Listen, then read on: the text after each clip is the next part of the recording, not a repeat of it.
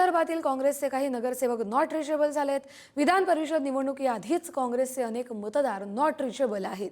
काँग्रेस नगरसेवक भाजपच्या संपर्कात असल्याची माहिती आहे, तर काँग्रेसचे नेते भाजप आमदार बंटी भांगडिया यांच्या संपर्कात असल्याची माहिती आहे।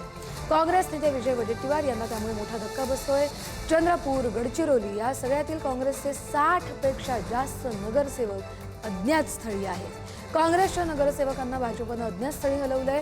निवडणुकीआधीच विदर्भात नगरसेवकांची पळवापळवी सुरू झाली आहे। उमेदवार ठरवण्यापूर्वीच पूर्व विदर्भात राजकीय घडामोडींना वेग येतोय।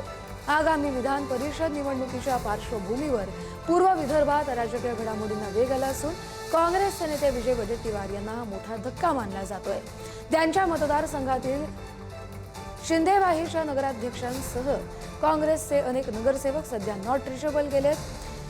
चंद्रपूर आणि गडचिरोली जिल्ह्यातील काँग्रेसचे अनेक नगरसेवक भाजपचे नेते आमदार बंटी भांगडिया यांच्या संपर्कात असून जवळपास 60हून अधिक नगरसेवकांना भाजपनं अज्ञात स्थळी हलवल्याची माहिती मिळते आहे। विशेष म्हणजे अद्याप दोन्ही पक्षांचे उमेदवार जाहीर झालेले नसले तरी त्याआधीच नगरसेवकांची पळवापळवी सुरू झाली आहे। त्यामुळे अर्थातच राजकीय वर्तुळात खळबळ माजली आहे।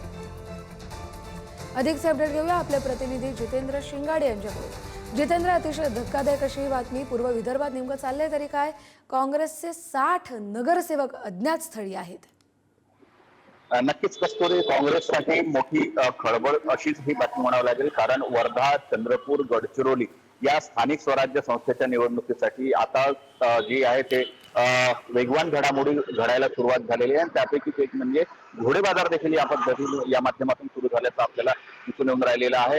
या वर्धा, गडचिरोली आणि चंद्रपूर या स्थानिक स्वराज्य संस्थेसाठी जवळपास 977 मतदार आहेत। त्यापैकी सर्वाधिक मतदार जे आहेत ते चंद्रपूर जिल्ह्यातील आहेत आणि या चंद्रपूर जिल्ह्यातील जे नगरसेवक आहेत त्यामध्ये 60हून अधिक काँग्रेसचे नगरसेवक आहेत ते नॉट रिचेबल झालेले आहेत, ते अज्ञात स्थळी गेल्याची माहिती समोर येते आणि त्यासाठी भाजप चे जे स्थानिक नेते आहेत ते या पाठीमागे असल्याचं सांगण्यात येते। मात्र कुठेतरी काँग्रेसचं अंतर्गत राजकारण देखील याला जबाबदार तर नाही का, अशीही शंका व्यक्त करण्यात येत आहे। एकूणच पाहता आतापर्यंत हे नगरसेवक गेले कुठे याची माहिती अजून मिळालेली नाही। अजूनपर्यंत उमेदवार जाहीर झालेला नाहीये, उमेदवारी अर्ज दाखल झालेले नाहीत। मात्र त्यापूर्वी अशा प्रकारे काँग्रेसच्या गटामध्ये खळबळ उडावून देणारी ही बातमी समोर आलेली आहे की काँग्रेसचे 60 किंवा त्याहून अधिक नगरसेवक जे आहेत ते अज्ञात स्थळी आहेत, ते नॉट रिचेबल झालेले आहेत।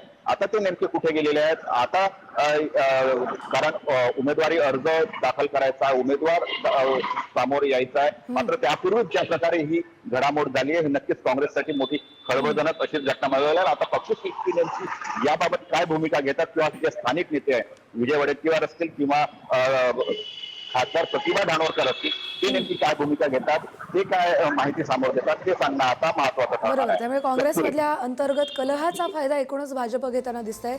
धन्यवाद जितेंद्र, तुम्ही दिलेल्या सविस्तर अपडेटसाठी।